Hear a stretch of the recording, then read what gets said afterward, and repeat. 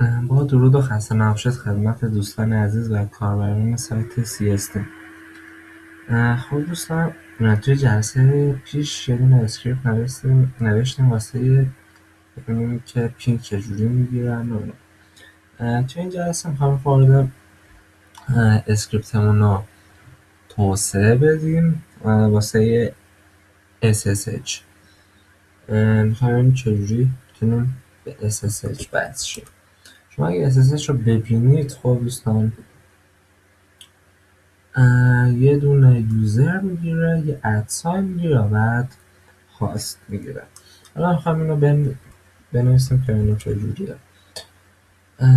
یه دونه پیم ssh-.sh باز میکنیم، علامت هشتگ، علامت تعجب، بیم بش اینجا اکو میکنیم SSH لاگین.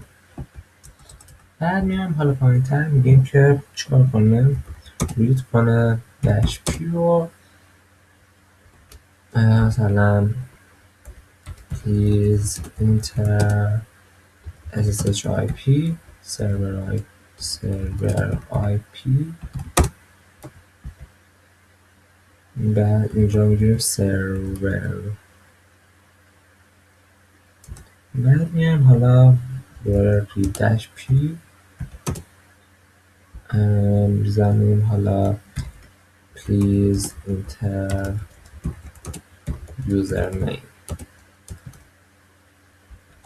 اینجا هم یوزرنیم رو بهش پاس بدیم. و حالا دستورمون چیه؟ دستورمون هست SSH. اینجاش خیلی مهمه، علامت دلار، اون پارامتر که میخوایم باشه. پارامترمون چیه؟ توی یوزرنیم،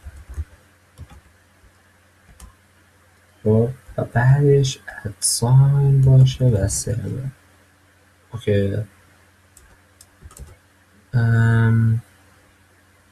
اوکی.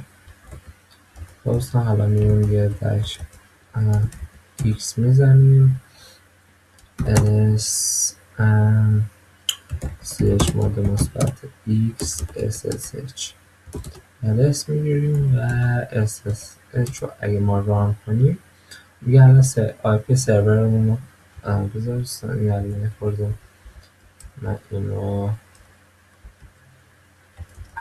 این SSH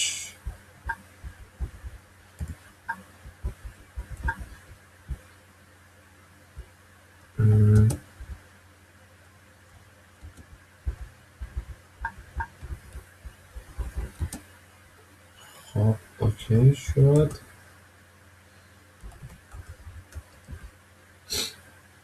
خب الان میگه که آدرس آی پی حالا مثلا سرورم بود، حالا نمیدونم مثلا 192 168 1 2.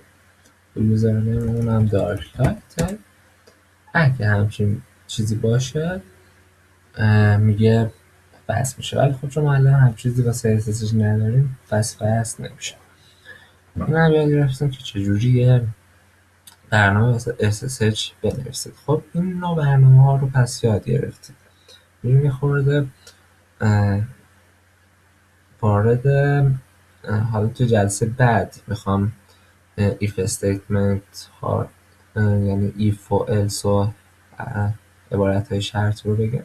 ولی توی حالا این جلسه یه چیز دیگه هم که داشته باشیم خوبه، این که اسکریپت های تک خطیه. خب مثلا میخوام تست کنه، علامت دلار pwd همونجور که میدونید اینه که مثلا ببینید بذارید من الان pwd رو اگه بزنید میگه که ما تو این دایرکتوری هستیم.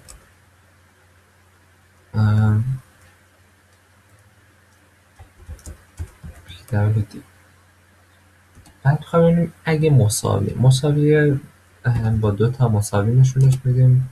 بعد میگیم توی دایرکتوری هوم بیا برو توی هوم. یا من این یعنی چی؟ اوکی. ببین آقا، این بخشش به نوع علامت های مثلا یا این کار کن یا اه، البته این بذارید جای دی بذارم اوکی میشه. میگه تست کن، تست کن ببین اگه دایرکتوری ما هومه که هیچ اوکی. اگه دایرکتوری ما هوم نیست بیا برو تو دایرکتوری هوم. ما از دسکتاپ توی هوم نیستیم. اگه اینو کلیک کنیم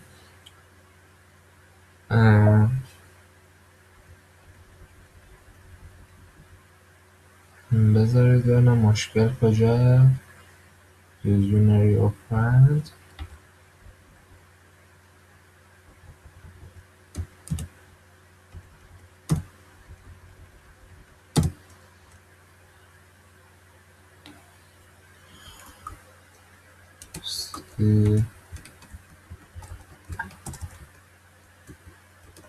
desktop.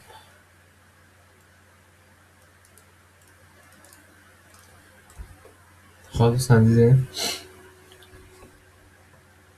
این میبینه که الان ما تو دایرکتوری دسکتاپ هستیم. دایرکتوریمون دایرکتوری هوم نیست، رفتیم به دایرکتوری هوم. به اینو میگم اسکریپت نویسی تک خطی که حالا شما لازم نیست فایل اسکریپت بنویسید، همینجوری هم بزنید میاد. حالا تو جلسه بعد دوستان میایم با دستورات شرطی ایف الس ها آشنا میشیم که حالا تو جلسه بعد باهاتون هستیم. واسه این جلسه بسه. فعلا دوستان میبینم